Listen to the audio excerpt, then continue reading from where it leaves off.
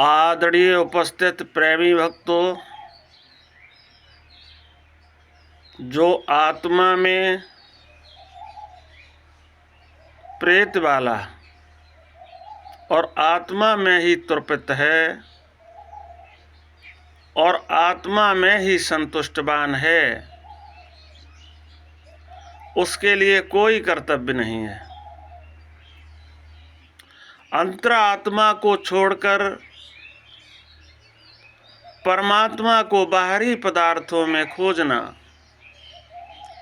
बाहरी पदार्थों में ढूंढना, ये अज्ञान का ही सूचक है और है भी ठीक। जो वस्तु घर में पड़ी हो वह क्या बाहर मिल सकती है? गीता में भी भगवान कृष्ण ने कहा है, ईश्वरा सर्वभूतानां हृदय देश अर्जुन तिष्ठति। हे अर्जुन, वो पार ब्रह्म परमात्मा समस्त जीवधारियों के हृदय देश में वास करता है,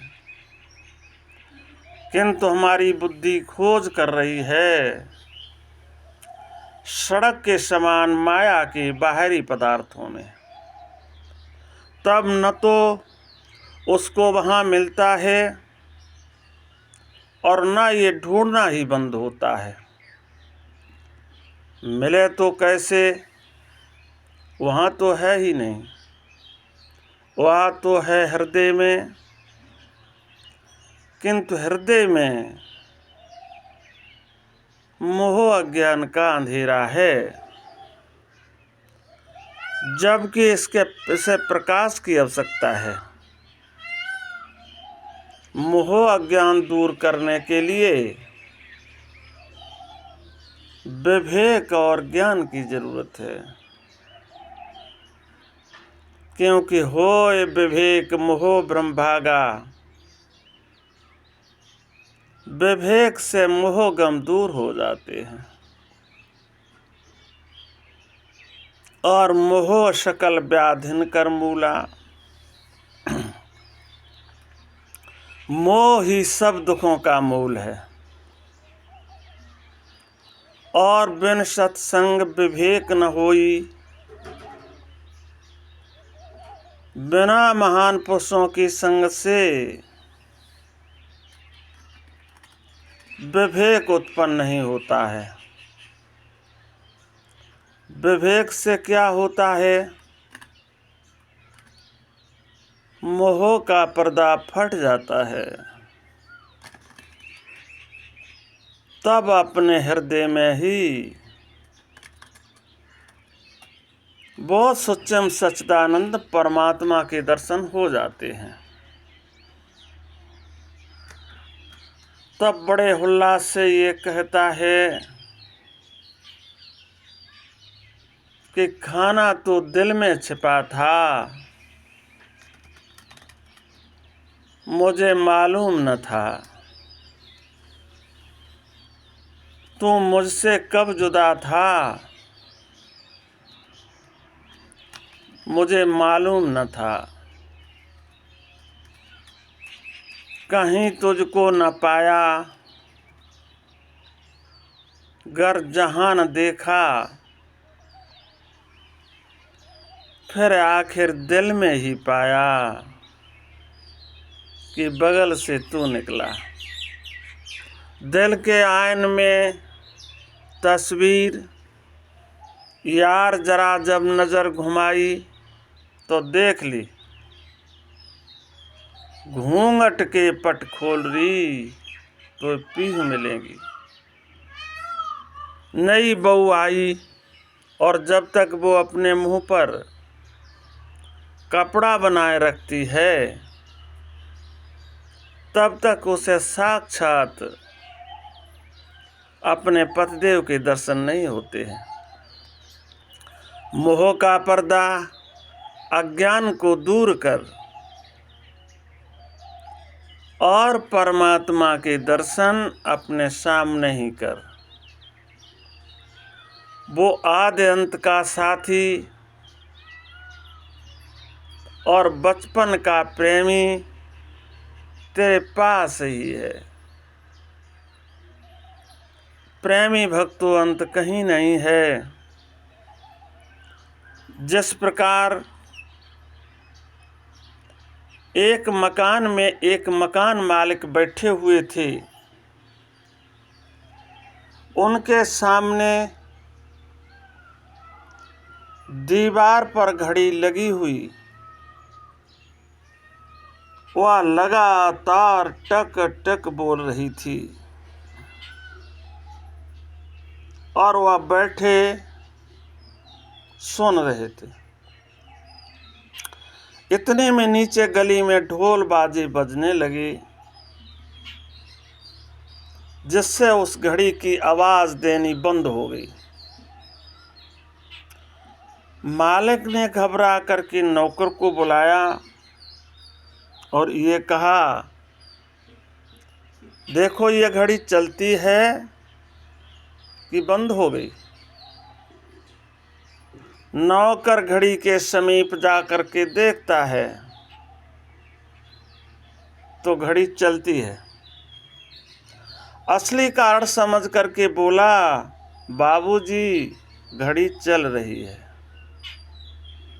किंतु गली में ढोल बाजे बज रहे हैं, इसलिए इसकी आवाज दब गई है। जब वो बंद हो जाएंगे तो इसकी आवाज फिर आने लगेगी। प्रेमी भक्तों, इस प्रकार मनुष्य का हृदय एक कमरा है, जिसमें परमात्मा रूपी घड़ी चलती हुई लगातार आवाज दे रही है, किंतु हमें सुनाई नहीं दे रही है। क्यों? हमने जो बाहर कामनाओं और वासनाओं के ढोल बजा रखे हैं, इसलिए इसकी आवाज दब गई है। अगर हम सचमुच सुनना चाहते हैं तो बाहर हुए इंद्रियों द्वारा शोर शराबे को बंद कर दो, तो परमात्मा की आवाज आने लगेगी। आँख कान मुख मूंद के नाम निरंजन लो, अंदर के पट तब खुले जब बाहर के दो। अपने घट में ही प्रगट परमेश्वर है, ताय छोड़ भूल नर दूर दूर जात हैं। कोई दौड़े द्वारका को, कोई काशी जगन्नाथ, कोई जावे बद्री को, विखम पहाड़ चढ़े, और कोई तो केदार जात। मन में स्यात हैं सुंदर कहत गुर दिए दिव्य नैन, हृदय आकाश माए प्रभु जो दिखाते हैं। खुदा कहाँ है? खुद दिल से पूछो जरा, कहाँ है मेहर जो तू इस तरह ढूंढता फिरा। तुझे तलाश है जिसकी, वह खुदा तो तुझी में है। प्रेमी भक्तों, एक मनुष्य संसार भर का चक्कर लगाया, चारों तरफ घूमा, सभी तीर्थों का भ्रमण किया, किंतु उसे सच्चा आनंद नहीं मिला, सच्ची सुख शांति प्राप्त नहीं हुई। अंत में एक योगी राज महात्मा के पास आकर के कहने लगा, महाराज, मैं सभी तीर्थों में घूमा, लेकिन हमें कहीं सच्ची सुख शांति प्राप्त नहीं हुई, कहीं वो आनंद प्राप्त नहीं हुआ। अब तुम ही बताओ हम क्या करें। महात्मा जी ने कहा, तुम हमारी बात को मानोगे कि हाँ, तो महात्मा जी ने कहा, देखो ये सामने नदी है, इसमें एक बड़ी मछली रहती है, उसके पास जाओ और इस प्रश्न को करो तो वह तुम्हें उत्तर देगी। पहले तो उस मनुष्य ने ये विचार किया कि मछली उत्तर देगी, किंतु महात्मा के वचनों का विश्वास करके उधर चल दिया। और महात्मा जी ने क्या काम किया, अपने योग बल से उस जल की मछली बन गए और अटकौलियाँ लेने लगे। वह मनुष्य जब वहाँ पहुँचता है तो क्या देखता है, एक बड़ी मछली ऊपर नीचे आती जाती घूम रही है। उस मनुष्य ने हाथ जोड़ करके कहा, हे मत्स्य, मैं श्री स्वामी जी का भेजा हुआ तेरे पास आए हैं। सो मेरा एक प्रश्न है, वह यह है कि मैं आनंद का प्यासा हूँ। वो आनंद कहाँ है और मुझे कैसे मिल सकता है? मछली ने कहा, हे मनुष्य, मैं भी जल की प्यासी हूँ, तू ये बता दे वो जल कहाँ है और हमें कैसे मिल सकता है, ताकि हम जल पी करके तेरे प्रश्न का उत्तर शांतिपूर्वक दे सके। उस मनुष्य ने कहा, अरे भोली भाली नौदान मछली, तू जिस जल की प्यासी है उस जल में तो रात दिन रहती है और उसी में तेरा जन्म हुआ है और उसी में तू क्रीड़ा कर रही है। तू जरा तनिक उलट जा और जितना चाहे उतना जल पी ले, तेरे पास जल की कमी नहीं है, तेरे चारों तरफ जल ही जल है। मछली ने कहा, अरे भोले भाले नौदान मनुष्य, तेरे प्रश्न का उत्तर तो तेरे मुख से ही निकल रहा है। जिस प्रकार हम जल की प्यासी हैं, इसी प्रकार तू आनंद का प्यासा है। जिस प्रकार हम जल में रह करके इसी में क्रीड़ा कर रही हैं और इसी में हमारा जन्म हुआ है, इसी प्रकार तू पार ब्रह्म परमात्मा से उत्पन्न हो करके उसी में रहता हुआ तू क्रीड़ा कर रहा है। तू जिस प्रकार हमसे उलट जाने के लिए कह रहा है, इसी प्रकार इस नाम रूपी संसार से उलटकर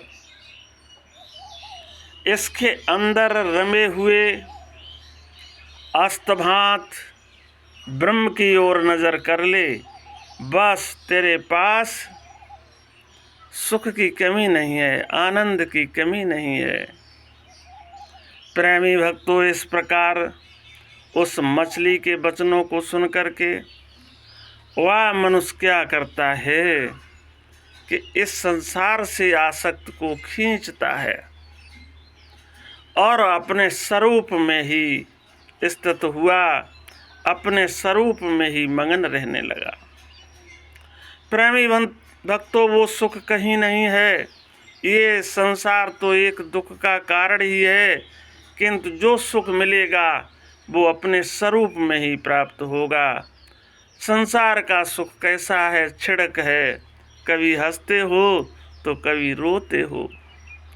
वो पार ब्रह्म परमात्मा अपने स्वरूप में स्थित है। जो अपने स्वरूप में ही जो ध्यान करता है उसे सच्चा सुख प्राप्त होता है, वही सुखी होता है और संसार में सुख प्राप्त नहीं होता है। इसलिए उस पार ब्रह्म परमात्मा को अपने अंदर ही खोजना चाहिए, अपने अंदर ही ढूंढना चाहिए। वह पार ब्रह्म परमात्मा अपने हृदय देश में स्थित है। इसके बाद हम अपनी वाणी को विराम देते हैं। ओम शांति शांति शांति।